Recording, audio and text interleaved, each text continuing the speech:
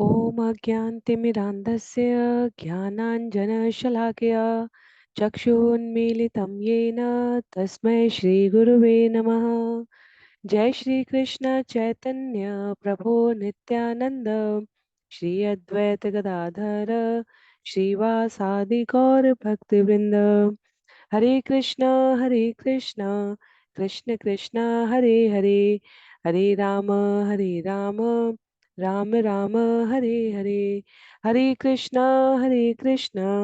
कृष्ण कृष्ण हरे हरे, हरे राम राम राम हरे हरे। हरे कृष्णा कृष्ण कृष्ण हरे हरे, हरे राम राम राम हरे हरे। हरे कृष्णा। सभी भक्तों को सादर प्रणाम। चैतन्य चरितामृत आज सत्र 2 में हम सभी आदि लीला अध्याय 1 श्लोक संख्या 19 से आगे श्रवण करने का प्रयास करेंगे। तो जैसा सभी को विदित होगा, पिछले सत्र में हमने चैतन्य चरितामृत की प्रस्तावना, चैतन्य चरितामृत की वर्तमान कलयुग में श्रवण पठन मनन चिंतन करने की आवश्यकता और उसके पश्चात कृष्णदास कविराज गोस्वामी महाराज जो चैतन्य महाप्रभु के प्रत्यक्ष अनुयायियों के द्वारा दीक्षित और शिक्षित हैं, उनका गुणगान श्रवण किया था। सत्रों का प्रारूप बहुत ही सरल है। वर्तमान विषय वस्तु का संक्षिप्त अवलोकन करते हुए हम सभी क्रमगत एक एक श्लोक का वाचन अनुवाद और श्रील प्रभुपाद के द्वारा अभिव्यक्त तात्पर्यों के प्रकाश में इस विषय को श्रवण करेंगे।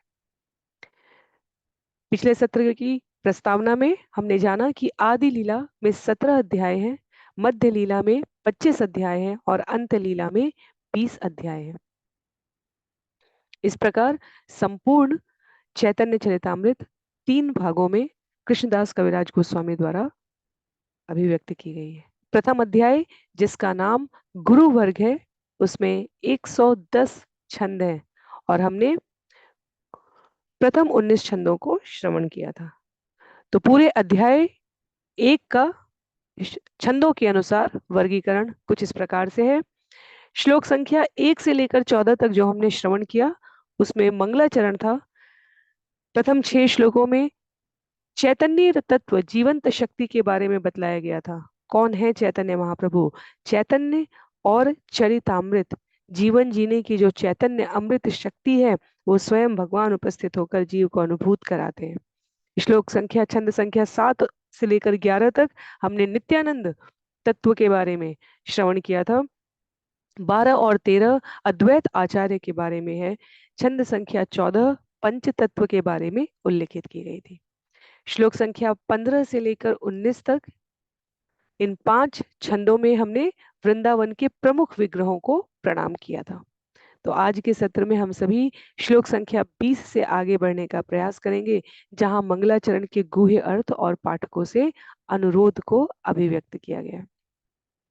ध्यान देने का विषय यहाँ पर यह है कि कृष्णदास कविराज गोस्वामी हमें वो क्रम स्पष्ट करा रहे हैं जिसमें हम गुरु शिष्य परंपरा के प्रामाणिक आचार्यों के द्वारा प्रदत्त ज्ञान को प्राप्त करने के अपने स्वभाव में अनुग्रहित होने का, विनयशीलता का तत्व समाहित कर सके। जिनके पास पुस्तक है, सदैव की तरह मेरा अनुरोध रहेगा, आप पुस्तकों का प्रयोग करें। अन्य सभी की सुविधा के लिए मैं यहाँ स्क्रीन पर श्लोक भी प्रस्तुत करने का प्रयास करूंगी।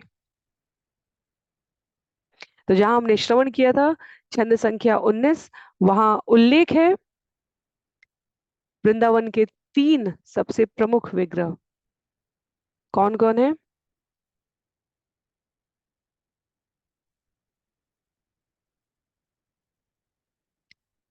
ए 3 ठाकुर गौड़ी आके करी आशे नाथ साथ, ए तीने चरण वंदो तीने मोरे नाथ।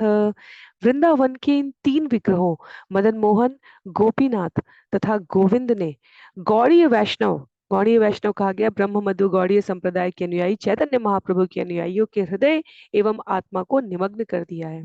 मैं उनके चरण कमलों की पूजा करता हूँ, क्योंकि वे मेरे हृदयों के स्वामी हैं।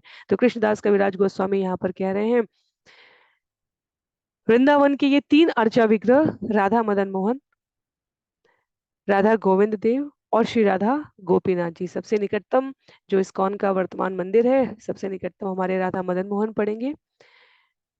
चैतन्य चरितामृत के ग्रंथकर्ता कृष्णदास कविराज गोस्वामी इनको सादर नमस्कार कर रहे हैं, जिनके मन में वृंदावन में वास करने की, वृंदावन की प्रवृत्ति को सहज जीवन में धारण करने की आसक्ति है, रुचि है, उनके लिए ये तीन विग्रह बहुत महत्व के हैं। कहते हैं आचार्य यहाँ पर, प्रेम भक्ति की वांछित सफलता प्राप्त करने के लिए ये तीनों अर्चा विग्रह मनुष्य के आध्यात्मिक विकास की तीन भिन्न भिन्न अवस्थाओं में पूजे जाते हैं। राधा मदन मोहन वे हैं जो इस जगत में इंद्रिय आसक्त जीवों को मोहित करने वाले कामदेव को भी मोहित कर ले जाते हैं। गोविंद देव वे हैं जो इंद्रियों तथा गौओं को प्रसन्न करने वाले हैं, और गोपीजन वल्लभ गोपियों के दिव्य प्रेमी हैं। तो भगवान अपने भक्तों के साथ अनेक लीलाएं करते हैं, और हम उसमें सोचें कि मदन मोहन, गोविंद और गोपीजन वल्लभ या अनेक अन्य नामों में क्या भिन्नता और क्या समानता है। कहते हैं यहाँ पर आचार्य, वास्तव में इन तीनों अर्चा विग्रहों को पूजा करने के अपने विशेष गुण हैं। मदन मोहन, जिन्हें हमने कहा कि जो समस्त जगत को मोहित करने वाले कामदेव हैं, उनको भी मोहित करते हैं, उनके साथ अपने संबंध को स्थापित करने का अर्थ है कि जीव अपने भूले तंतु को पुनः जोड़ने का प्रयास कर रहा है। ये जगत कामदेव के जो प्रतिष्ठित अधिकारी हैं, प्रशासनिक अधिकारी हैं, उनके द्वारा इस जगत में संबंध सभी से अपने भाव को, अपने उद्वेगों को व्यक्त करने का कार्य करते हैं। और आचार्य कहते हैं, भौतिक जगत में हम इस समय भगवान के साथ अपने शाश्वत संबंध के बारे में बुरी तरह अज्ञान में हैं। तो आरंभ करने का हमारा क्रम होना चाहिए कि हम अपने सकाम कर्म में या मानसिक चिंतन में या सफलता की आकांक्षा में, इनमें इसी जगत में भ्रमित होकर ना रह जाएं, और अपने जीवन के आध्यात्मिक क्रम की आरंभ अवस्था, प्रारंभ में हमें मदन मोहन की पूजा करनी चाहिए, जिससे वे हमें आकृष्ट कर सके, हमारी भौतिक इंद्रिय तृप्ति की आसक्ति को मिटा सके। तो राधा मदन मोहन वास्तव में संबंध तत्व को स्थापित करते हैं, संबंध, अभिधेय और प्रयोजन। तत्पश्चात जब जीव के भीतर भगवान की सेवा करने के लिए प्रबल अनुराग आ जाए, तब वह दिव्य सेवा के धरातल पर गोविंद देव की पूजा करते हैं। गोविंद जो गायों को, इंद्रियों को, सभी को सुख प्रदान करने वाले हैं। जब कृष्ण प्रकट रूप में लीला करते हैं या फिर अपने भक्तों के माध्यम से प्रेरणा देते हैं, तब जीव भगवान की इन लीलाओं को आस्वादन करने के योग्य बन पाता है। तो राधा गोविंद देव की पूजा करने से हमें वो धरातल प्राप्त होता है, और जब भक्ति में पूर्णता, स्थिरता आ जाती है, तब व्रजबालाओं को भी आनंद देने वाले गोपीजन वल्लभ के रूप में जीव पूजा करता है। यदि हम स्मरण करें वास्तव में, तो ये बिल्कुल वैसा ही क्रम है जैसे हमने श्रीमद् भागवतम को श्रवण किया, तो क्रमगत तरीके से अध्ययन किया। पहले सृष्टि, सर्ग, विसर्ग, उसके पश्चात क्रमशः बढ़ते गए हम, तो जीवों की उत्पत्ति, अन्य जीवों का विस्तार, अन्य लोकों के बारे में, अन्य युगों के बारे में, पूरे विकास क्रम को श्रवण करते हुए, राजा महाराजाओं, मनु मनवंतरों की श्रृंखलाओं को श्रवण करते हुए हम परम आश्रय भगवान के पास पहुंचे। वैसे ही ये तीन विग्रह हैं, राधा मदन मोहन, जो हमें हमारा भूला हुआ संबंध स्थापित करने में सहयोग करें। इसका अर्थ ये नहीं है कि हम राधा गोपीजन वल्लभ तक पहुंच गए तो हमें मदन मोहन की और गोविंद देव की पूजा करने की आवश्यकता नहीं है। चैतन्य महाप्रभु ने भक्ति विधि की व्याख्या में इन तीन चरणों का उल्लेख किया है, और इन आराध्य अर्चा विग्रहों को इन तीन चरणों में इस प्रकार गोस्वामियों द्वारा पूजित किया गया है।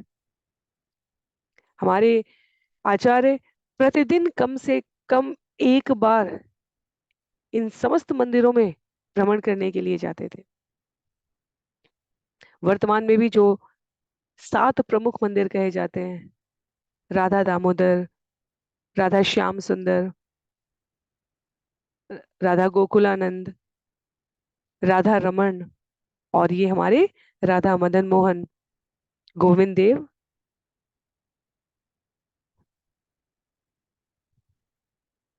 5,000 वर्ष पूर्व जो भगवान लीलाएं करके गए हैं व्रज में, वो वास्तव में हमारे आचार्यों के द्वारा पूजित एंड और स्थापित इन मंदिरों में आज भी अक्षरशः रूप में गायन के द्वारा, भक्तों के स्वरों में, उनके जीवन के व्यवहार में परिलक्षित होता है। तो व्रज के लिए कहा जाता है, वृंदावन के लिए, कि वहां 5,000 से अधिक मंदिर हैं, और ये 7 प्रमुख मंदिर करीब 450 वर्ष, 450 वर्ष से भी पुराने बताए गए हैं। आगे श्लोक संख्या 20 से जो आज क्रम आरंभ होने जा रहा है, उसमें जैसा कि हमने श्रवण किया, मंगलाचरण का गुह्य अर्थ और पाठकों से अनुरोध है। तो हमें स्मरण रखना चाहिए, कृष्णदास कविराज गोस्वामी अत्यधिक विनयशीलता के भाव में प्रत्यक्ष रूप से रूप गोस्वामी और उनके शिष्य रघुनाथ दास गोस्वामी को नमन करते हुए इस चैतन्य चरितामृत को उन्हें अर्पित कर रहे हैं, कि उनके माध्यम से मैंने इस अमृत सरिता का किंचित आस्वादन किया है और यथा रूप में मैं व्यक्त कर रहा हूँ। तो कहते हैं छंद संख्या 20 में, ग्रंथेर आरंभे करी मंगलाचरण, गुरु वैष्णव भगवान तीनेर स्मरण। इस कथा के आरंभ में मैंने गुरु, भगवत भक्तों तथा भगवान का स्मरण करने मात्र से उनके आशीर्वाद की कामना की है। तो मंगलाचरण को व्यक्त कर रहे हैं कृष्णदास कविराज गोस्वामी की मैंने स्वयं गुरु से, भगवान के भक्तों से, और उसके पश्चात इस क्रम में आगे बढ़ते हुए भगवान का स्मरण करके उनके आशीर्वाद की कामना की है। क्या कहते हैं, तीनेर स्मरणे हय विघ्न विनाशन, अनायासे हय निज वांछित पुराण। कहते हैं ऐसा स्मरण समस्त कठिनाइयों का विनाश करता है और मनुष्य की अपनी इच्छाओं को अत्यंत सरलता पूर्वक पूरा करने में सहायक सिद्ध होता है। तो कृष्णदास कविराज गोस्वामी पूर्णतया भक्ति के स्तर पर हैं। जब वो समस्त इच्छाओं को पूरा करने की बात कर रहे हैं, तो वो भक्तिमय वांछा के अतिरिक्त और कोई इच्छा नहीं है। वो कहते हैं कि भक्ति में जो कुछ भी कठिनाई है, भगवान का, भगवान के भक्तों का, गुरु वर्ग का स्मरण करके प्रतिदिन प्रयास करने से वह समस्त कठिनाइयां नष्ट हो जाती हैं और जीव अपनी इच्छाओं को सरलता पूर्वक पूरा कर पाता है। चैतन्य चरितामृत किसी भी स्तर पर कोई लौकिक ज्ञान नहीं प्रदान करेगा। जीवन जीने की आचार संहिता भगवत गीता में प्राप्त होती है, क्या करनी है क्या अकरनी है, उसको करने का उदाहरण और परिणाम हमें श्रीमद् भागवतम में प्राप्त होता है। नहीं करने और नहीं पालन करने का परिणाम वो भी हमें श्रीमद् भागवतम में मिलेगा। सामाजिक, राजनीतिक, आर्थिक, मनोवैज्ञानिक, व्यक्तिगत किसी भी प्रकार की उदाहरण को हम ढूंढे तो हमें श्रीमद् भागवतम में मिलेगा। और जब हम चैतन्य चरितामृत के स्तर पर आते हैं, तो कृष्णदास कविराज गोस्वामी के भीतर किसी भी प्रकार का लौकिक भाव ही नहीं है। वो कहते हैं यदि हमें लगे कि हमारी भक्ति में किसी भी प्रकार का अवरोध है, नियमित रूप से गुरु वर्ग को, भगवान के भक्तों को, भगवान को स्मरण करने से वो समस्त बाधाएं दूर हो जाती है। कहते हैं से मंगलाचरण है त्रिविध प्रकार, वस्तु निर्देश आशीर्वाद नमस्कार। मंगलाचरण में आवाहन में 3 विधियां निहित हैं, लक्ष्य वस्तु को परिभाषित करना, आशीर्वाद देना तथा नमस्कार करना। तो मंगलाचरण इसीलिए हम अपने प्रत्येक सत्र में, किसी भी आध्यात्मिक आयोजन में हम पहले कृतज्ञता ज्ञापित करते हैं, आवाहन करते हैं गुरु का, भगवान के प्रिय पार्षदों का, भक्तों का और स्वयं भगवान का। लक्ष्य वस्तु को परिभाषित करते हैं, क्या उद्देश्य है हमारा, उसको कैसे प्राप्त करें, इसके लिए आवश्यक शुभाशीष और अंत में हम नमन वंदन कर रहे होते हैं। इसलिए जो प्रथम 14 श्लोक हमने पिछले सत्र में श्रवण किए थे इस अध्याय के आरंभ में, उसके विस्तार परक व्याख्या करते हुए कहते हैं, प्रथम दुई श्लोके इष्ट देव नमस्कार सामान्य विशेष रूपे द्वित प्रकार। प्रथम 2 श्लोक सामान्य तथा विशेष रूप से उन भगवान को सादर नमस्कार करते हैं जो पूजा के लक्ष्य हैं। किसी भी कार्य को इस जगत में मनुष्य नहीं करते यदि उसे अपना लक्ष्य ना पता हो, हम क्या करना चाहते हैं, क्या प्राप्त करना चाहते हैं, अध्ययन हो, व्यापार हो, रोजगार हो, घर के कार्य हो, हम कुछ परिणाम में प्राप्त करना चाहते हैं। और प्रथम 2 श्लोकों के लिए कहा जा रहा है, पूजा के लक्ष्य आराध्य स्वयं भगवान को यहाँ पर हम संकेत कर रहे हैं। तो हमें स्मरण रखना चाहिए विषय सूची के अनुसार यहाँ चैतन्य तत्व प्रथम 2 में भगवत तत्व के बारे में, जीवंत शक्ति के बारे में बतलाया गया था, इसलिए उन 2 श्लोकों की बात कर रहे हैं। तीसरे में कहते हैं,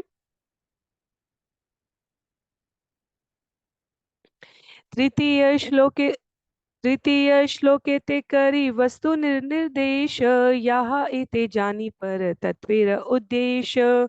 तीसरे श्लोक में मैं उन परम सत्य का संकेत कर रहा हूँ जो परम तत्व है। ऐसे वर्णन से मनुष्य परम सत्य का दर्शन कर सकता है।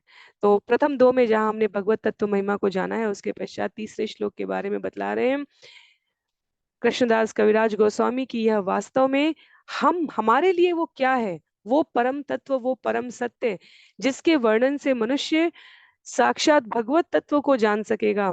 तब चौथे श्लोक में जाते हुए कहते हैं, चतुर्थ श्लोके ते करी जगते आशीर्वाद सर्वत्र मांगिए कृष्ण चैतन्य प्रसाद।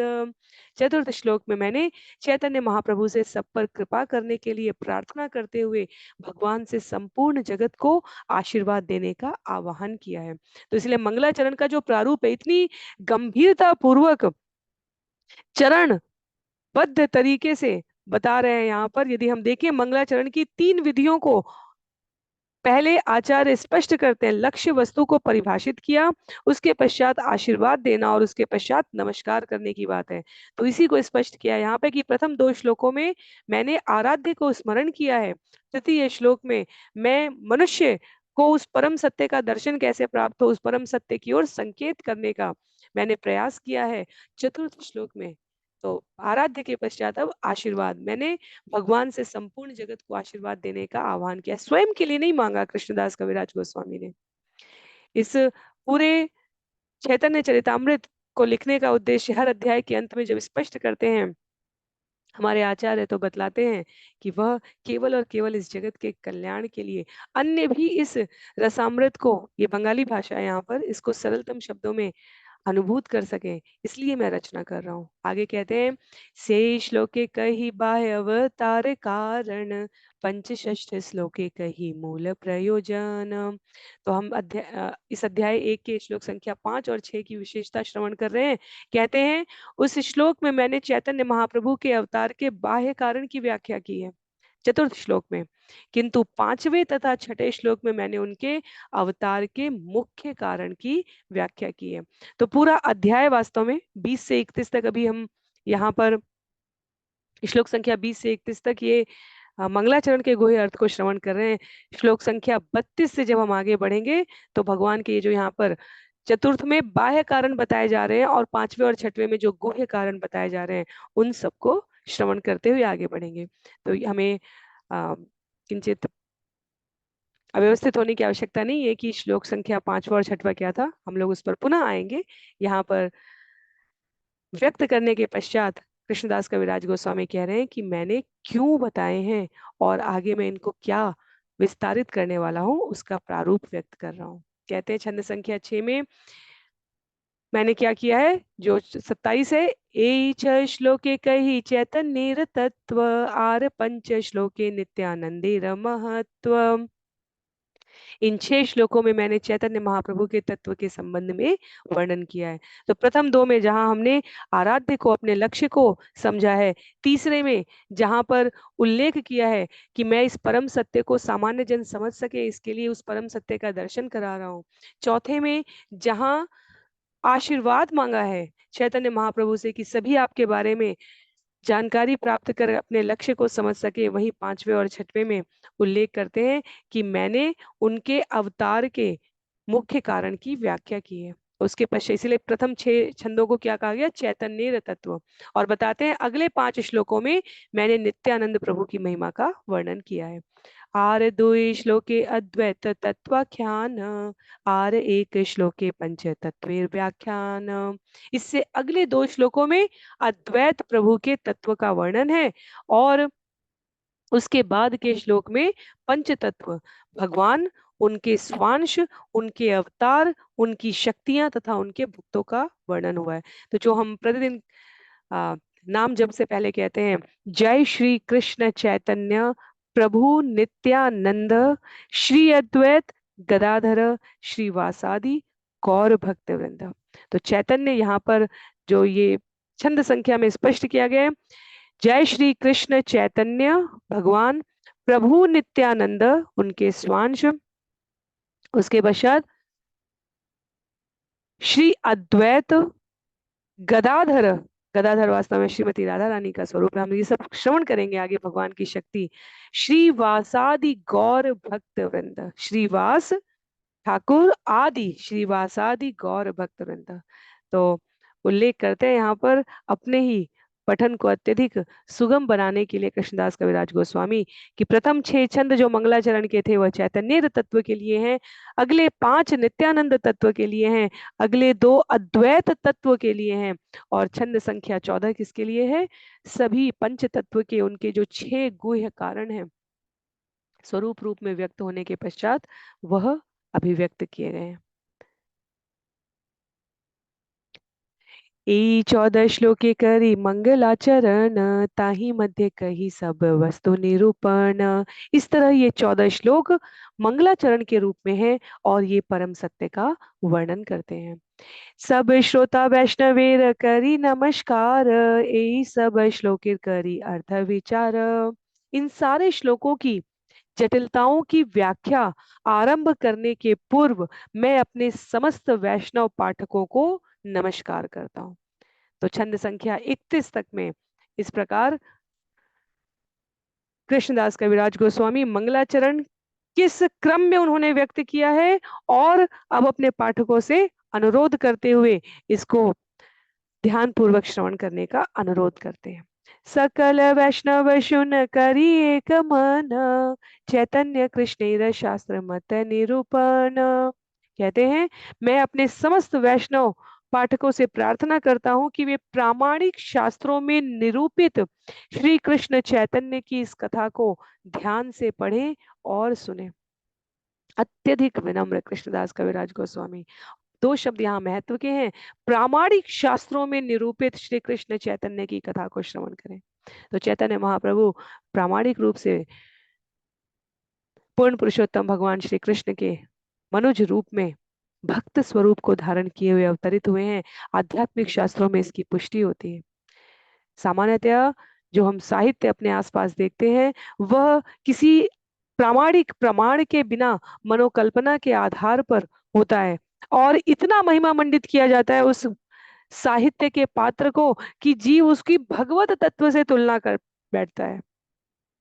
इसलिए यहाँ पर चैतन्य चरितामृत के लेखक कृष्णदास कविराज गोस्वामी कह रहे हैं कि पूर्ण पुरुषोत्तम भगवान श्री कृष्ण, आगे कारणों में हमें स्पष्ट होगा, मनुष्य रूप में आकर 4 युगों में सबसे कम अवधि पर सबसे भीषण लक्षणों से युक्त, एक और मानवता का एक प्रकार से शत्रु, भक्ति का दमन कर देने वाला युग है कलयुग, और दूसरी ओर अत्यंत सरलता से भगवत तत्व की प्राप्ति कैसे हो सके इसका मार्ग देने वाला भी है। तो कलयुग चारों युगों में 4,32,000 सबसे कम सालों का है, तथापि कलयुग के 50, 60, 70, 80 साल लोगों के लिए जीने मुश्किल हो जाते हैं।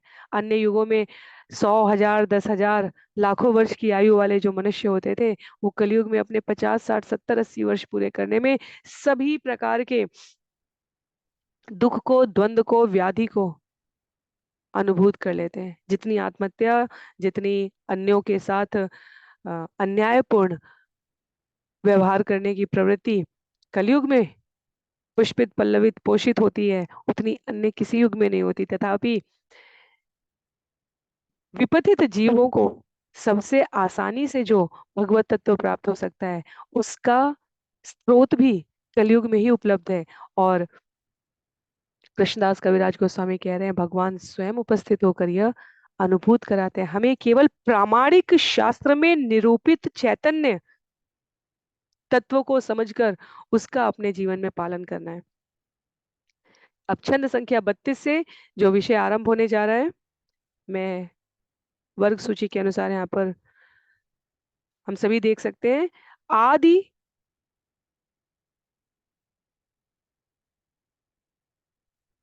6 विविध रूपों में वर्णन करते हुए, तो आदि लीला के अध्याय 1 में आरंभ करते हुए यहाँ पर गुरु का तत्व, भक्त तत्व, अवतार, प्रकाश तत्व, शक्ति तत्व और ईश तत्व, इन 6 तत्वों को हम अगले कुछ छंदों में श्रवण करेंगे। कहते हैं छंद संख्या 32 में, कृष्ण गुरु भक्त शक्ति अवतार प्रकाश, कृष्ण ईशय रूपे करे न विलास। भगवान श्री कृष्ण अपने आप को गुरु, भक्त, विभिन्न शक्तियों, अवतारों तथा परिपूर्ण प्रकाशों में प्रकट करके विलास करते हैं। ये 6 रूप एक ही में समाहित होते हैं।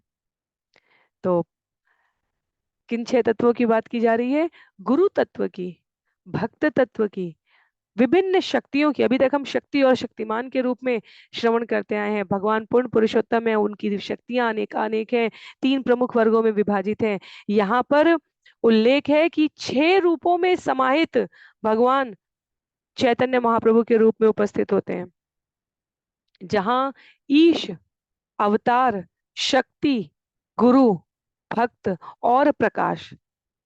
प्रकाश तत्व क्या है, इसको भी हम श्रवण करेंगे। प्रकाश विलास से, क्योंकि यहाँ उल्लेख है प्रकट करके विलास कर रहे हैं, वो कैसे भिन्न है उसे भी हम यहाँ पर जानेंगे। कहते हैं छंद संख्या 33 में, एई चर तत्वे करी चरण वंदन, प्रथमे सामान्य करी मंगलाचरण। इसलिए मैंने एक सत्य के इन 6 विविध रूपों के चरण कमलों की वंदना मंगलाचरण द्वारा की है। तो यदि हम सभी देख सके,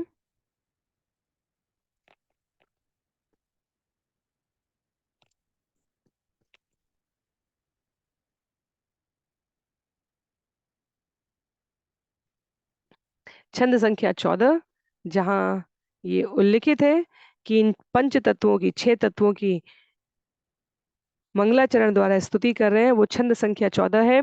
पंच तत्वात्मकम कृष्णम भक्त रूप स्वरूपकम भक्तावतारम भक्ताख्याम नमामि भक्त शक्तिकम। तो मंगलाचरण के जो प्रथम 14 श्लोक रहे हैं, उसमें ये श्लोक संख्या 14 है, जहां हमने पंचतत्व को नमस्कार किया था। मैं उन परमेश्वर कृष्ण को सादर नमस्कार करता हूँ, जो अपने भक्त स्वरूप, भक्त रूप, भक्त अवतार, शुद्ध भक्त और भक्त रूपी शक्ति लक्षण से अभिन्न है। तो इसलिए यहाँ पर कहते हैं कि मैंने इन 6 विविध रूपों की मंगलाचरण के द्वारा वंदना की है। वंदे गुरु नीश भक्तान ईशम ईश अवतारकान तत्प्रकाशांश तत्शक्ति कृष्ण चैतन्य संज्ञकम।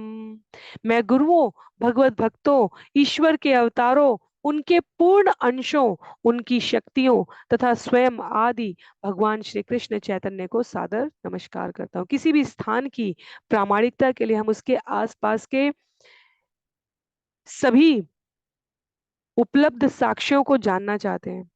यदि हम कहीं यात्रा का प्रयास कर रहे हो, तो हम क्या जानेंगे, जहां से हम जा रहे हैं वहां से वहां तक जाने का मार्ग है कि नहीं, वहां हमारे लिए आवश्यक सामग्रियां हैं कि नहीं, जिस उद्देश्य के लिए हम जा रहे हैं वो व्यक्ति, वो स्थान वहां प्रामाणिक रूप से उपलब्ध है या नहीं, वहां पहुंचने के पश्चात हम किस प्रकार का जीवन यापन करने का या अल्प प्रवास करने के लिए हमें किस प्रकार के कार्यों की, साधनों की आवश्यकता है, वो सब उपलब्ध है कि नहीं। तो पुनः पुनः पुनः जब कृष्णदास कविराज गोस्वामी यहाँ कह रहे हैं कि भगवान उपस्थित हुए हैं अपने अवतारों के पूर्ण अंशों के, शक्तियों के, भगवत भक्तों के साथ, तो ये आश्वस्त करने के लिए कि जिस मार्ग को, जिस व्यक्तित्व को हम श्रवण करने जा रहे हैं, वह कोई महापुरुष मात्र नहीं है, वो महापुरुष से अत्यंत ऊपर स्वयं भगवान का प्रामाणिक स्वरूप विस्तार है, जो अलग अलग तत्वों को समाहित किए हुए है तथापि अभिव्यक्त करते हुए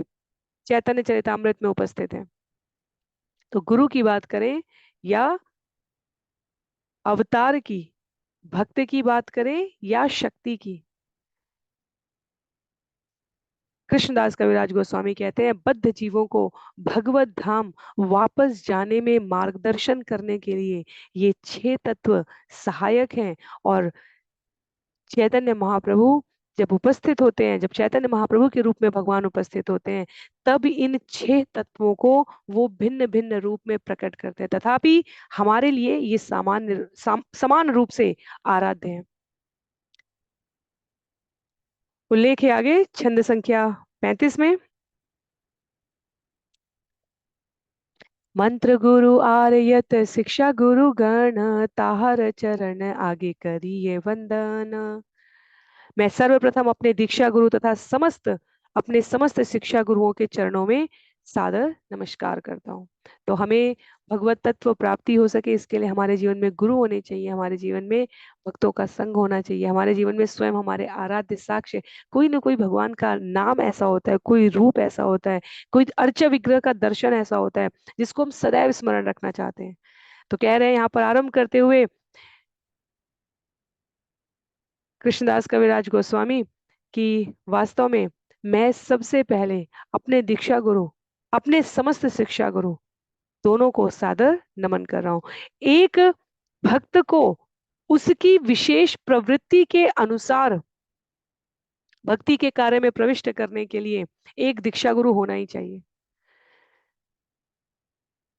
शिक्षा गुरुओं की संख्या असंख्य हो सकती है। भागवतम में हमने श्रवण किया शिक्षा गुरु कोई भी हो सकता है जो हमें इस जगत की आसक्ति से परे भगवत तत्व के बारे में सूचित कर रहा हो। पर दीक्षा गुरु हमारे स्वभाव के अनुसार, क्योंकि जन्म जन्मांतर के गुण कर्म और स्वभाव के अनुसार हमने एक विशेष प्रकार का व्यवहार धारण कर रखा है। भक्ति की बात करें तो भगवान भक्ति की विधि में भी नवदा भक्ति को बतलाते हैं। श्रवण आरंभ करते हुए किसी को श्रवण में रुचि है, किसी को स्मरण में रुचि है, कोई आत्मनिवेदन सेवा, कोई साख्य, कोई दास्य भाव से रह रहा है। तो कहते हैं यहाँ पर स्वभाव विशेष के अनुसार वो भगवान का प्रतिनिधित्व जिसके सामने हम अपना सब कुछ निवेदित कर सकें बिना इस विचार के कि वो हमारे बारे में क्या सोचेंगे। इस जगत में कुछ भी व्यवहार करते हुए हम सबसे पहले ये सोचते हैं सामने वाला क्या सोचेगा। पर गुरु तत्व के रूप में एक दीक्षा गुरु जो हमें निरंतर आध्यात्मिक विज्ञान की ओर प्रवृत्त करते हुए, विज्ञान की ओर, कोई सिद्धांत की बात नहीं हो रही, विज्ञान जो सिद्धांत दिए जाए वो व्यवहार रूप में कैसे प्रयोग किए जा सकते हैं। तो यहाँ पर स्मरण कर रहे हैं कृष्णदास कविराज गोस्वामी, कहते हैं मैं नमस्कार करता हूँ अपने दीक्षा गुरु को और समस्त शिक्षा गुरुओं को। तो गुरु की आवश्यकता को कोई भी हम में से किसी भी विषय में, भौतिक जगत में भी हम गुरु की आवश्यकता को नकार नहीं सकते। केवल पुस्तकों को पुस्तकालय से लेकर या बाहर किसी दुकान से खरीद कर हम जानकार बन भी जाएं तो वो ज्ञान शायद व्यवहार रूप में हम प्रयोग ना कर पाए या अन्यों को प्रदान ना कर पाए, या हम अपनी समझ के अनुसार विकसित करके अन्यों को प्रदान करें तो वो भ्रंश अवस्था में रहेगा, अर्थात प्रामाणिक ज्ञान के रूप में पुष्ट नहीं कहा जा सकता। तो कौन है कृष्णदास कविराज गोस्वामी के गुरुओं के नामों में? कहते हैं श्री रूप सनातन भट्ट रघुनाथ, श्री जीव गोपाल भट्ट दास रघुनाथ। श्रील रूप गोस्वामी, श्री सनातन गोस्वामी, श्री भट्ट रघुनाथ, श्री जीव गोस्वामी, श्री गोपाल भट्ट गोस्वामी तथा श्रील रघुनाथ दास गोस्वामी, जो हमारे षड गोस्वामी कहे जाते हैं, जो प्रत्यक्ष रूप से चैतन्य महाप्रभु के द्वारा शिक्षित हुए और क्रम में उन्होंने अन्यों को शिक्षित किया है। कहते हैं श्री रघुनाथ दास गोस्वामी मेरे शिक्षा गुरु हैं। एई क्षय गुरु शिक्षा गुरु ये आमार, तासबार पाद पद्मे कोटि नमस्कार। ये छह मेरे शिक्षा गुरु हैं, अतएव उनके चरण कमलों में मेरा कोटि कोटि नमस्कार है। कई बार माता पिता के रूप में संतान हमारी शिक्षा गुरु हो सकती है, संतान के रूप में माता पिता हमारे शिक्षा गुरु हो सकते हैं। वो सब कुछ और तत्व और सभी व्यक्तित्व जो हमें स्पष्ट कर दे हमारे प्रयोजन की ओर, हमारे संबंध को साधने की दृढ़ता की ओर। यहाँ कृष्णदास कविराज गोस्वामी कहते हैं कि मैं अपने लेखन में ये स्पष्ट कर देता हूँ कि ये षड गोस्वामी जो प्रामाणिक प्रतिनिधित्व करते हैं, मैं उनके प्रति आज्ञाकारी हूँ। और जो इनको स्वीकार नहीं करता उसे वास्तव में गौड़ी वैष्णव भी नहीं समझना चाहिए। हम अपनी परंपराओं से, हम अपने क्रमबद्ध ज्ञान की सूची प्रदान करने वाले आचार्यों से विरत होकर नहीं कह सकते कि हम कोई ज्ञान अपनी ओर से प्रदान कर रहे हैं, उसकी कोई प्रामाणिकता नहीं होती। कभी कभी इस जगत में अनेक अनेक सोशल मीडिया के माध्यम से तो बहुत ही अ, अज्ञान परक तथापि स्वयं को अत्यधिक ज्ञान की प्रभुता से युक्त विवेचन करने वाले व्यक्तित्वों के द्वारा कहा जाता है ये मेरा आत्मपरक ज्ञान है। आचार्य कहते हैं इस जगत में मेरा कहने योग्य वास्तव में ऐसा कोई ज्ञान नहीं है जिस पर अभिमान किया जा सके। भक्त केवल सेवा कर सकता है, प्रामाणिक गुरु शिष्य परंपरा में श्रवण किए गए विचारों को आगे प्रेषित कर सकता है यथारूप में। शिला प्रभुपाद बहुत स्पष्ट है क्योंकि शिला प्रभुपाद उस परंपरा में आते हैं। हम ज्ञान को प्रेषित कर सकते हैं अन्यों को भगवत भक्ति की ओर प्रेरित करने के लिए। ज्ञान का ऐसा कोई तत्व नहीं है जिसे हम कह सके कि हमें विज्ञान, जब हम उसे पालन करते हैं, व्यवहार में लाते हैं, तब हम उस ज्ञान को समझ पाते हैं, ये हम अवश्य कह सकते हैं। पर ऐसा कोई नूतन ज्ञान नहीं है जो हम प्रस्तुत कर रहे हो। ज्ञान भगवान ने, वेद भगवान के मुख से निश्चित वचन कहे गए हैं और वो परंपराबद्ध तरीके से गुरु शिष्य की श्रृंखला में आचार्यों द्वारा परिभाषित किया गया, प्रस्तुत किया गया है। तो हमें स्पष्ट रहना चाहिए, इसलिए यहाँ पर संकेत किया है सजग रहने के लिए कि मैं उन षड गोस्वामियों को नमस्कार करता हूँ। आगे हमें इस षड गोस्वामियों का परिचय भी प्राप्त होगा, उनसे संबंधित अनेक अनेक कथाएं हैं। यह आरंभिक तत्व है जहाँ मंगलाचरण है, जहाँ गुरु वर्ग के बारे में बताया जा रहा है। तो ये अध्याय हमें किंचित तत्व रूप में लग सकता है। चैतन्य चरितामृत अनेक अनेक कहानियों से भरा हुआ है। तत्व केवल भूमिका स्थापित करने के लिए, प्रस्तावना को सही रूप में हम स्वीकार कर सकें, इसके लिए यहाँ उल्लेखित है। कहते हैं भगवानेर भक्त यत श्रीवास प्रधान, तासा भार पाद पद्मे सहस्त्र प्रणाम। तो शिक्षा गुरुओं को प्रणाम किया, उसके पश्चात कहते हैं भगवान के असंख्य भक्तों में श्रीवास ठाकुर अग्रणी है। मैं उनके चरण कमलों में हजारों बार सादर नमस्कार करता हूँ। श्रीवास ठाकुर भक्त कैसा हो सकता है, इसकी प्रतिमूर्ति है। श्रीवास ठाकुर के घर में भगवान से संबंधित अनेक अनेक लीलाएं हुए, प्रतिदिन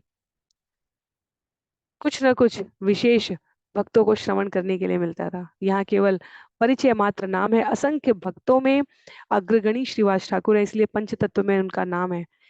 जय श्री कृष्ण चैतन्य प्रभु नित्यानंद, श्री अद्वैत गदाधर श्रीवासादि गौर भक्त वृंद। आगे कहते हैं अद्वैत आचार्य प्रभुर अंश अवतार, तार पाद पद्मे कोटि प्रणति आमार। अद्वैत आचार्य भगवान के अंश अवतार है, अतएव मैं उनके चरण कमलों में करोड़ों बार नमस्कार करता हूँ। नित्यानंद राय प्रभु स्वरूप प्रकाश, तार पाद पद्म वंदो यार मुंजी आदास। श्रील नित्यानंद राम भगवान के पूर्ण विस्तार हैं और मैंने उनसे दीक्षा प्राप्त की है, अतएव मैं उनके चरण कमलों में सादर नमस्कार करता हूँ। तो पुनः पुनः ये नाम हम श्रवण करते रहेंगे, तो जो भी श्रोता चैतन्य चरितामृत के पात्रों से अनभिज्ञ हैं, नाम की पुनरोक्ति उनको उनसे सहज बना देगी। तो हम चैतन्य महाप्रभु की बात कर रहे हैं जो स्वयं अन्य कोई नहीं, स्वयं भगवान के भक्त अवतार हैं। सत्र 1 में हमने इसको विस्तृत रूप से जाना। नित्यानंद प्रभु वास्तव में अन्य कोई नहीं, शेषनाग है, बलराम है, लक्ष्मण है और भक्त रूप में वो नित्यानंद प्रभु बनकर आए हैं। एक बार केवल केवल और केवल एक बार संकर्षण भगवान के छोटे भाई बनकर आए राम कथा में, मर्यादा पुरुषोत्तम की लीला में। उसके पश्चात उन्होंने जब अवसर मिला है तब वो भगवान के बड़े भाई बने।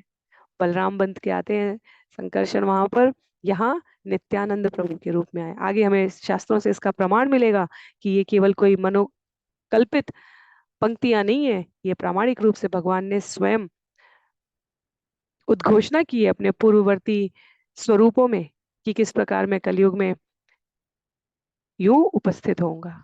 आगे कहते हैं छंद संख्या 41 में, गदाधर पंडितादि प्रभु निज शक्ति तासा बार चरण मोर सहस्त्र प्रणति। मैं भगवान की अंतरंगा शक्तियों को सादर नमस्कार करता हूँ, जिनमें श्री गदाधर प्रभु प्रमुख है। अंतरंगा शक्तियों में प्रमुख गदाधर पंडित है। तो चैतन्य पंच तत्वों का यदि हमें स्वरूप स्मरण है तो बीच में चैतन्य महाप्रभु हैं, एक और नित्यानंद प्रभु हैं और एक और गदाधर पंडित हैं।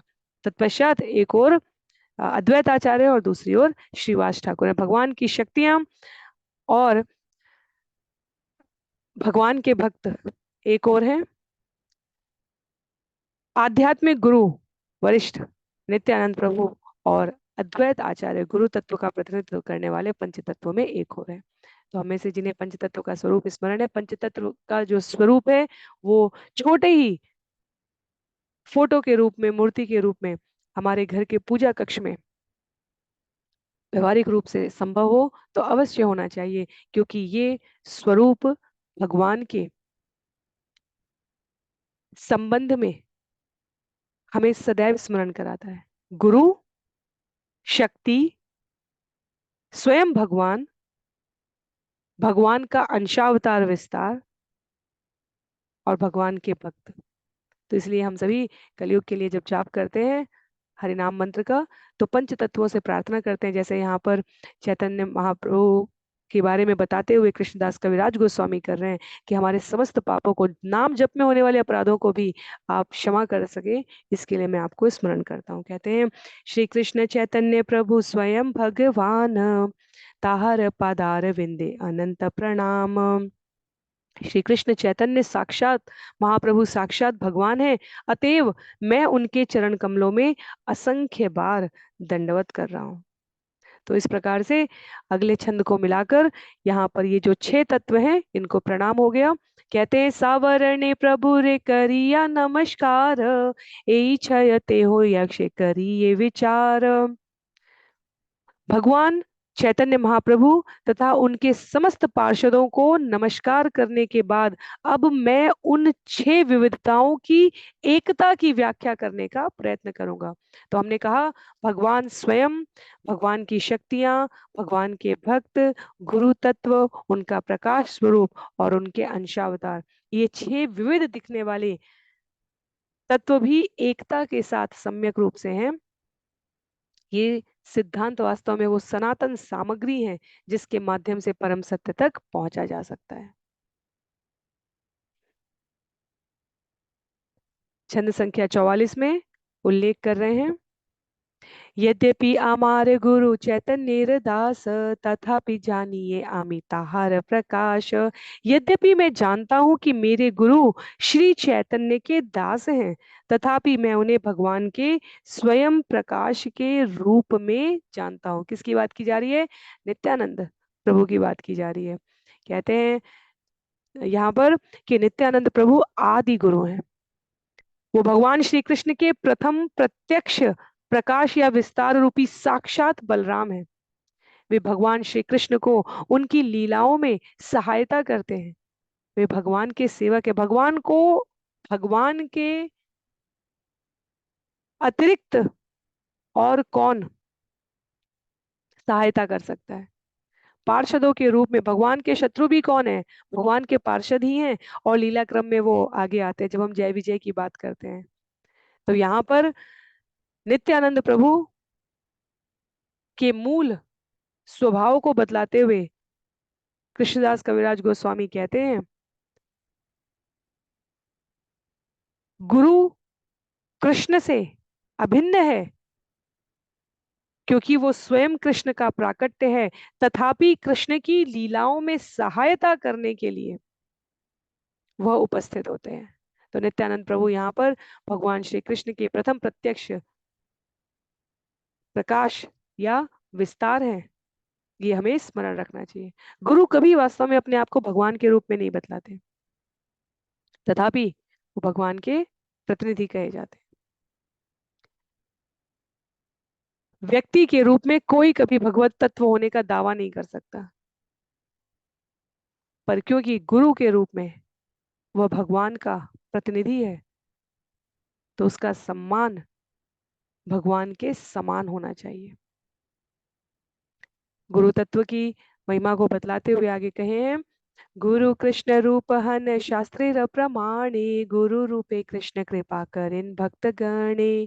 समस्त प्रामाणिक शास्त्रों के सुविचारित मत के अनुसार गुरु कृष्ण से अभिन्न होता है। भगवान कृष्ण गुरु के रूप में भक्तों का उद्धार करते हैं। तो ये छह तत्व वास्तव में भगवान से उद्भूत हैं, तथापि अलग अलग रूप में अलग अलग कार्य के लिए, अलग अलग लीलाओं का संयोजन करने के लिए भगवान ने स्वयं को विस्तारित किया है।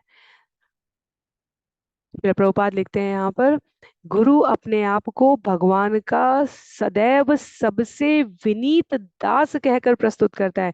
जब शिष्य से कहा जाता है कि उसके जीवन में गुरु तत्व के लिए विनयशीलता होनी चाहिए, गुरु के कहे गए वाक्य उसके लिए ब्रह्म वाक्य होना चाहिए, उनकी आज्ञा उनके लिए सर्वोपरि होनी चाहिए, वह भगवान के प्रतिनिधि के रूप में गुरु को देखे, तो वही सतर्क किया गया है कि जो अपेक्षा शिष्य से गुरु के समक्ष व्यवहार करने के लिए प्रस्तुत की जा रही है, गुरु के व्यवहार में वह स्वाभाविक रूप से भगवान के प्रति दिखनी चाहिए।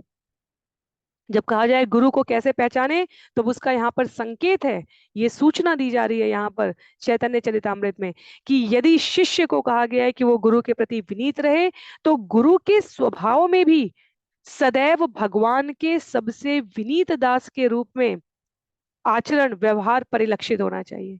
शास्त्र प्रत्येक मनुष्य को स्वतंत्रता देता है कि वह अपने गुरु का चुनाव कर सके, गुरु को स्वतंत्रता देता है कि वो अपने शिष्य का चुनाव कर सके।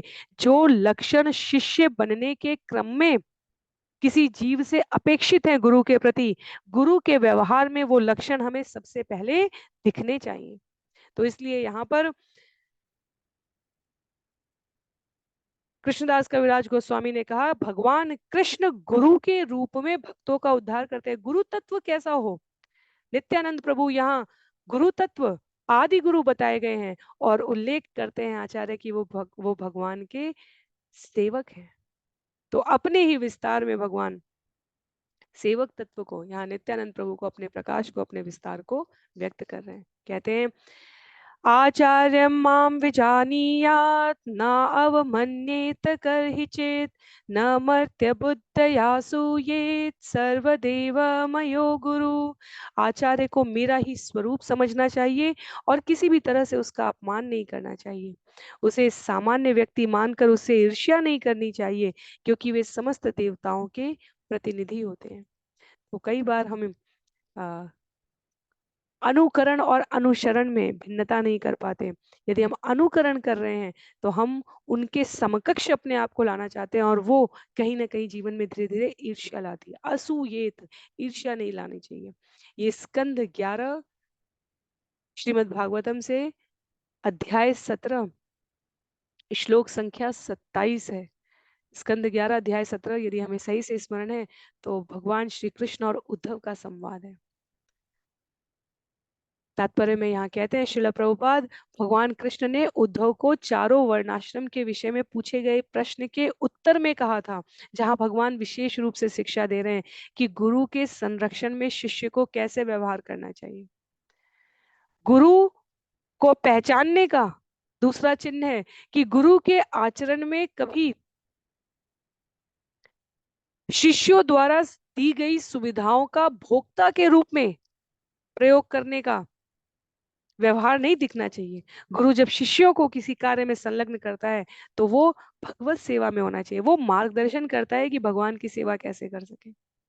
वह माता पिता के तुल्य होता है, जो सावधानी पूर्वक अपनी देख रेख में जीव को उच्चतर लक्ष्य की ओर प्रेरित करता है।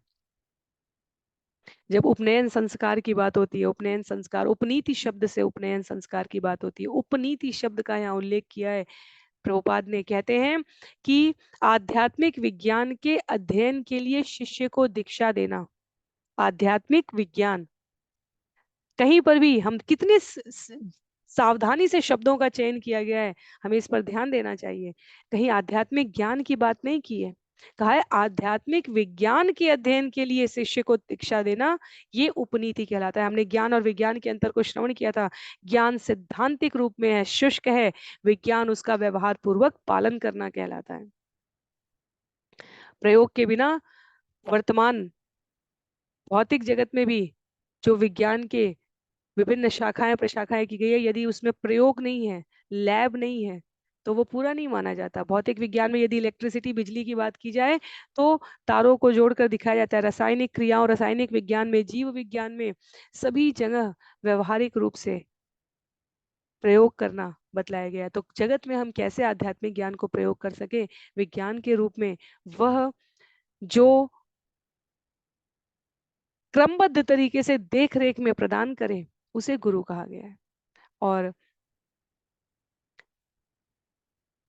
जो शिष्यों से अपेक्षा की जाती है, वह गुरु के आचरण में पहले से परिलक्षित होनी चाहिए। तो ये हमारे सभी प्रकार के स्पिरिचुअल कॉन्सेप्ट को, आध्यात्मिक परिभाषाओं को स्पष्ट करने का बहुत ही सशक्त माध्यम है। एक एक शब्द जहां भी आवश्यक रहेगा तत्व रूप में, वहां पर उल्लेख किया जाएगा, ताकि हमें स्पष्ट रहे। सामान्यतया शिष्य को कभी गुरु से ईर्ष्या नहीं करनी चाहिए। जैसे भक्त को कभी भगवान का, भक्त वास्तव में कभी भगवान के ऐश्वर्य को भोगने की बात नहीं करता। यदि इस जगत में हम सभी अपने संबंधों को भूलकर सभी प्रकार की अपनी इंद्रियों को सुख सुविधा देने की बात कर रहे हैं, तो वो एक प्रकार से भगवत तत्व से ईर्ष्या करना ही हुआ। उसी अर्थ में यहाँ पर कहा गया, गुरु से हमें ईर्ष्या नहीं करनी चाहिए। गुरु को भी भगवान की दिव्य लीलाओं का नकल करने की अनुमति नहीं है। इसलिए छद्म गुरु और छद्म शिष्य दोनों आसानी से यहाँ श्रवण करके हम अंतर कर सकते हैं। व्यवहार रूप में कैसा होना चाहिए, महादेव का उदाहरण है। समस्त शास्त्रों में महादेव, भगवान शिव के बिना कोई शास्त्र वास्तव में पूरा नहीं हो सकता। तो कहा गया है, यहाँ श्रील जीव गोस्वामी के भक्ति संदर्भ के सूत्र को बताते हुए श्रील प्रभुपाद कहते हैं कि कृष्णदास कविराज गोस्वामी कहना चाह रहे हैं, एक शुद्ध भक्त का गुरु तथा शिव जी को, गुरु तथा शिव जी को, शिव जी सदैव जैसे नाम स्मरण में, समाधि में संलग्न है, गुरु जैसे सदैव भगवत तत्व की सेवा करने में संलग्न है, उस प्रकार का व्यवहार, उस प्रकार का जीवन में आचरण लक्षित करके कार्य करना चाहिए। तो नित्यानंद प्रभु के रूप में प्रकट होकर भगवान इस स्वरूप को स्पष्ट करते हैं। आगे उल्लेख करते हैं छंद संख्या 47 में, शिक्षा गुरु के तजानी कृष्ण रस्वरूप, अंतर्यामी भक्त श्रेष्ठ एई दुई रूप। मनुष्य को शिक्षा गुरु को कृष्ण का स्वरूप समझना चाहिए। भगवान श्री कृष्ण स्वयं को परमात्मा रूप में तथा भगवान के सर्वश्रेष्ठ भक्त के रूप में प्रकट करते हैं। स्वयं चैतन्य महाप्रभु की जहाँ से कथा यहाँ पर आरंभ होगी, इस चैतन्य चरितामृत में हम श्रवण करेंगे कि कैसे उन्होंने स्वयं को शिष्य के रूप में प्रस्तुत किया। तो गुरु भगवान का प्रतिनिधि है, चाहे वह शिक्षा गुरु हो या दीक्षा गुरु हो। इसीलिए प्रत्येक जीव शिक्षा गुरु हो सकता है। आचार्य इसकी साम्यता स्थापित करते हुए कहते हैं, प्रत्येक जीव में भगवत तत्व है, सब में भगवान है। तुल्य होता है का अर्थ ये नहीं है कि वही हो गया। जैसे 1 किलो सोने का वजन और 1 किलो अनाज का वजन, वजन समान है, तुल्य है, पर सोना अनाज नहीं हो गया। सोने के लिए से जो कार्य है वह अनाज से नहीं है। भूख लगने पर हम सोना नहीं खाएंगे, कम से कम वर्तमान में तो नहीं खाएंगे। आ, शरीर संबंधी भूख की बात की जा रही है। लोभ संबंधी क्षुधा पूर्ति के लिए सोना अवश्य सहायक हो सकता है, पर यदि शरीर को पोषण चाहिए तो हमें 1 किलो अनाज चाहिए। तो शिक्षा गुरु, दीक्षा गुरु भगवत तुल्य है, भगवान नहीं है, भगवत तुल्य हैं, क्योंकि वो हमें मात्रा रूप में, वो हमें तत्व रूप में भगवत तत्व की ओर प्रेरित कर रहे हैं। तो ये हमें स्पष्ट रहना चाहिए। आगे कहते हैं छंद संख्या 48 में,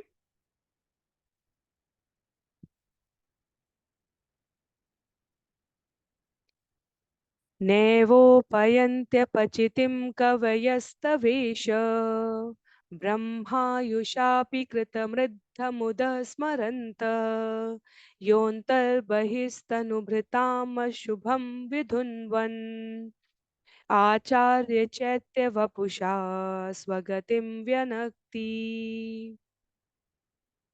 हे प्रभु, दिव्य कविगण एवं आध्यात्मिक विज्ञान में दक्ष व्यक्ति ब्रह्मा के समान दीर्घायु प्राप्त करके भी आपके प्रति अपनी कृतज्ञता को पूरी तरह व्यक्त नहीं कर सके, क्योंकि आप दो रूपों में, बाहर से आचार्य के रूप में और भीतर से परमात्मा के रूप में देहधारी जीव को अपने पास आने का निर्देश देकर मुक्ति प्रदान करने के लिए प्रकट होते हैं। तो स्कंद 11 का जब भी नाम आए, मूलतः हमें स्मरण रखना है, यदि तत्व का विषय है तो वह भगवान श्री कृष्ण और उद्धव के मध्य की वार्ता होगी, यदि तत्व की बात की जाए, क्योंकि यहाँ गुरु वर्ग की बात है।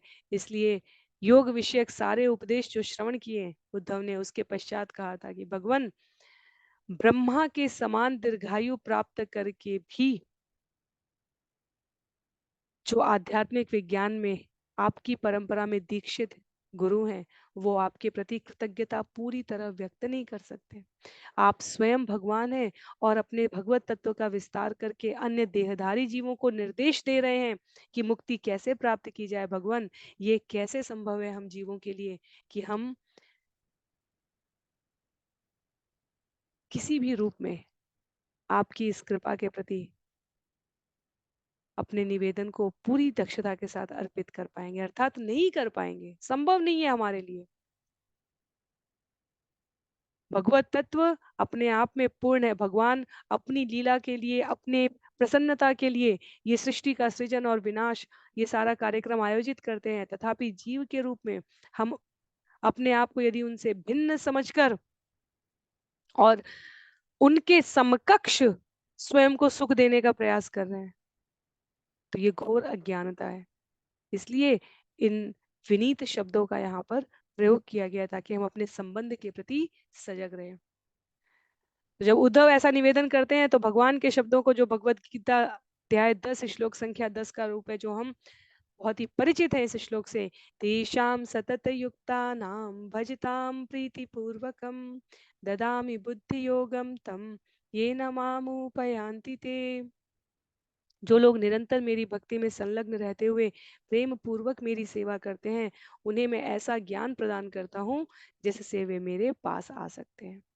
तो अभी भगवान की कृपा के प्रति हमने अनुग्रहित हुआ स्वरूप प्रस्तुत किया है, और अब हम अपने आप को क्यों उस कृपा का भागी बनाएं, क्यों उस कृपा को प्राप्त करें, भगवान के शब्दों में वो स्मरण यहाँ पर आचार्य कराते हैं। तो भगवान इस विषय विनिमय जो उनको समर्पित विचार है उससे प्रसन्न होते हैं, और इसलिए वो भक्तों को समस्त ज्ञान प्रदान करके अनुग्रहित करते हैं। सत चित आनंद स्वरूप भगवान गुरु के रूप में वो क्रम आरंभ करके भक्त के रूप में अपने आप को प्रस्तुत करके अपनी ही दिव्य लीलाओं के चिरंतन आस्वादन में निमग्न रहते हैं। छंद संख्या 50 में है, यथा ब्रह्मणे भगवान स्वयं उपादिश्य अनुभावितवान। पूर्ण पुरुषोत्तम भगवान ने ब्रह्मा को शिक्षा दी और उन्हें स्वरूप सिद्ध बनाया। तो ज्ञान का मूल स्रोत हम सोचे, इसलिए ये विषय जहां से आरंभ हुआ है मंगलाचरण, क्यों हम विनीत भाव से अपने आप को स्थापित कर रहे हैं, उस मानसिक अवस्था में अपने आप को ला रहे हैं जहां ये कोई दुविधा ना रहे कि ये जो कुछ हम श्रवण करने जा रहे हैं आगे चैतन्य चरितामृत में, ये तो किसी महापुरुष की कथा है, किसी प्रभावशाली व्यक्तित्व के द्वारा आयोजित घटनाक्रम है। ऐसा कदापि नहीं है। ये पूरी व्यवस्था, ये पूरा मंगलाचरण हमें उस भाव में प्रवेश करने के लिए निरूपित किया गया है जहाँ हम भगवत तत्व के साथ अपने संबंध को उस मार्ग पर चलते हुए अभिधेय के साथ उस लक्ष्य के रूप में प्राप्त कर सके जहाँ हमारी स्मृति कभी भी भगवान से परे कुछ भी और स्वीकार ना करे। तो सभी प्रकार के इंद्रिय भोग से विरत होकर भगवद इच्छा को सर्वोपरि मानते हुए स्वयं को निमित्त समझते हुए हम इस कथा का रसास्वादन कर सके, इसलिए यहाँ पर कृष्णदास कविराज गोस्वामी ब्रह्मा जी को उपस्थित कराते हैं। उन्होंने श्लोक का प्रयोग किया है ये कहने के लिए कि भगवान ने ब्रह्मा को शिक्षा दी और उन्हें स्वरूप सिद्ध बनाया। स्कंद 2 अध्याय 9 श्लोक संख्या 31 का से आरंभ हुआ विषय है ये श्लोक, जहां ब्रह्मा जी द्वारा जब भगवान की शक्तियों के विषय में जिज्ञासा की गई है तब भगवान ने उसका उत्तर दिया है। क्यों हम इस क्रम में इसे श्रवण कर रहे हैं? क्योंकि छंद संख्या 32 से लेकर 83 तक गुरु तत्व स्वयं भगवान होते हैं, भक्त तत्व भगवान होते हैं, भगवान की शक्तियां स्वयं भगवान से अभिन्न है, भगवान के भक्त भगवान से अभिन्न है और भगवान के स्वरूप विस्तार, उनका जो प्रकाश वैभव है वो उनसे अभिन्न है। तो जब हम इन तत्वों को मनुष्यों के रूप में, व्यक्तित्वों के रूप में देखेंगे तो हमें स्पष्ट रहेगा कि ज्ञान का ये अध्ययन हम व्यवहार रूप में पालन कर सकें, इसके लिए भगवान ने ही स्वरूप धारण करके इसे व्यक्त किया है। तो आज के लिए छंद संख्या 51 पर विषय समाप्त करेंगे। कहते हैं 51 में, ज्ञानम परम गुह्यम मे यद विज्ञान समन्वितम सरहस्यम तदंगम च गृहाण गदितम मया। मैं जो तुमसे कहूंगा उसे ध्यान पूर्वक सुनो, क्योंकि मेरे विषय में जो दिव्य ज्ञान है वह न केवल वैज्ञानिक है अपितु रहस्यों से पूर्ण भी है।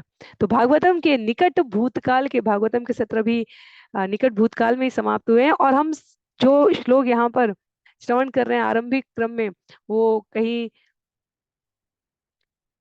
स्कंद 11 के हैं, कहीं 12 के हैं। हम में से कितनों को लगता है कि हमने ये श्लोक पहली ही बार श्रवण किए हैं, वो कमेंट में बता सकते हैं। पर ये विषय जो हम चैतन्य चरितामृत में श्रवण करने जा रहे हैं उसको स्पष्ट करने की भूमिका भगवान ने भागवतम में उद्धव के माध्यम से दी है।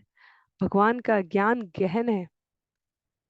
इस जगत का कठिन विषय यदि पढ़ना हो तो उसके लिए भी एक निश्चित स्तर की मानसिक प्रतिभा चाहिए होती है, और जो इस जगत को बनाने वाले सृष्टि करता है उनके विषय में जानने के लिए हमें गहन अध्ययन की आवश्यकता नहीं है। यदि हम ऐसा कहते हैं तो ये हमारी कपटता है, ये हमारी निरी मूर्खता है, क्योंकि हम अपने आप को सिर्फ ये इनके इन प्रकार सुखी कर रहे हैं। एक निश्चित स्तर की मानसिक प्रतिभा भगवान को समझने के लिए भी, भगवान के बारे में समझने के लिए भी चाहिए, और इसलिए हम ये क्रमबद्ध अध्ययन कर रहे हैं। तो कहीं पर भी हमें ये नहीं सोचना चाहिए कि ये इतनी तत्वपरक बातें क्यों है। जब हम तत्व समझते हैं, जब हम सिद्धांत समझते हैं, हम तब कार्य को करने में, लीला को समझने में, उसका पालन करने में, उन शिक्षाओं का अपने आप को अधिक सामर्थ्य युक्त पाएंगे।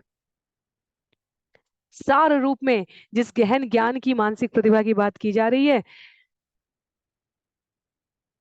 सार रूप में यदि किसी के सामने हम कह दें कि जो कुछ भी इस जगत में है वो भगवान से संबंधित है, ऐसी कोई वस्तु नहीं है, व्यक्ति नहीं है, ऐसा कोई क्षण नहीं है जिसमें भगवान उपस्थित नहीं है, भगवान के अतिरिक्त कुछ कहने के लिए शेष नहीं रहता, भगवान ही अपनी लीला से सब कुछ सृजन करते हैं, संहार करते हैं, तो व्यक्ति चुनौती देते हुए आ जाता है, कहता है प्रमाणित करो, क्या प्रमाण है तुम्हारे पास। और जब हम प्रामाणिक रूप से इसे श्रवण करेंगे तब हमें ऐसी किसी भी चुनौती का उत्तर देने की सामर्थ्य प्राप्त होती है। इसलिए ज्ञान के रहस्य की चरम परिणति अत्यधिक सरल है। ये सिर्फ सुनते रहना कि हरिनाम जप करते रहने से जीवन के सभी विघ्न बाधाओं का नाश हो जाता है, जीव अपनी पूर्ण अवस्था को प्राप्त करता है, भवसागर से पार हो जाता है, ये ज्ञान को सरलतम रूप में प्रस्तुत करने का तरीका है। पर इसे प्रमाणित करने के लिए हमें पीछे की यात्रा करनी पड़ेगी, इस ज्ञान को समझने की आवश्यकता है। इस भौतिक जगत में भी क्या कहा जाता है, जो विषय हम जितने अच्छे से समझते हैं उसे हम उतने सरल रूप में व्यक्त कर पाए। यदि हम टैक्स फाइलिंग, जिसे हम टैक्सोनॉमी कह सकते हैं, एंथ्रोपोलॉजी, किसी भी विषय को यदि हम क्लिष्टता से कोई हमारे सामने व्यक्त करेगा तो हमें क्या लगेगा कि ये तो हम नहीं समझ सकते। और यदि कोई हमें सरल शब्दों में व्यवहारिक उदाहरणों से बताए तो हमें स्पष्ट होता है। तो आध्यात्मिक ज्ञान का सरलतम व्यवहारिक उदाहरण भगवान का भक्त अवतार के रूप में चैतन्य महाप्रभु के रूप में उपस्थित होना है। विषय यदि कहीं क्लिष्ट लग रहा है तो वो इसलिए क्योंकि ज्ञान के रहस्य को समझने के लिए, उस धरातल पर आने के लिए, फिर विषय तो अत्यधिक सरल है, भगवान के अतिरिक्त कुछ भी नहीं है, पर हमारा हृदय उसे स्वीकार करने की अवस्था में है या नहीं। यदि स्वीकार कर लेगा तो इस जीवन में भगवत तत्व की प्राप्ति हो जाएगी। पर क्योंकि जन्म जन्मांतर से हम अस्वीकार करते आए हैं, इसलिए हम इस मनुष्य श्रेणी में, जीवों की श्रेणी में 84 लाख योनियों के किसी भी शरीर को धारण करके भ्रमण करते हुए, विचरण करते हुए आते रहे हैं। तो सरल ज्ञान है, पर उसका जो क्रमबद्ध विस्तार जहां से आरंभ हो रहा है, भगवान के मुख से ब्रह्मा जी ने श्रवण किया है, वो ज्ञान का रहस्य, क्योंकि भगवान ब्रह्मा जी से प्रसन्न है, अपनी कृपा के रहस्य को प्रकट कर रहे हैं। ये यहाँ पर कृष्णदास कविराज गोस्वामी संदर्भित कर रहे हैं कि क्यों मैं भगवान के इन 6 विभिन्न तत्वों को, गुरु तत्व को, भक्त तत्व को, उनके विस्तार तत्व को, उनकी शक्ति तत्वों को नमस्कार कर रहा हूं, ताकि उनकी कृपा हमें प्राप्त हो तो हम उनके बारे में सरलता से समझ सके। आज के लिए यहीं पर समाप्त करेंगे। छंद संख्या 52 से हम सभी अगले सत्र में इस क्रम को श्रवण करेंगे। शिल प्रभुपाद की जय, शिल गुरुदेव की जय, अनंत कोटि वैष्णव वृंद की जय, चैतन्य चरितामृत की जय। हरे कृष्णा।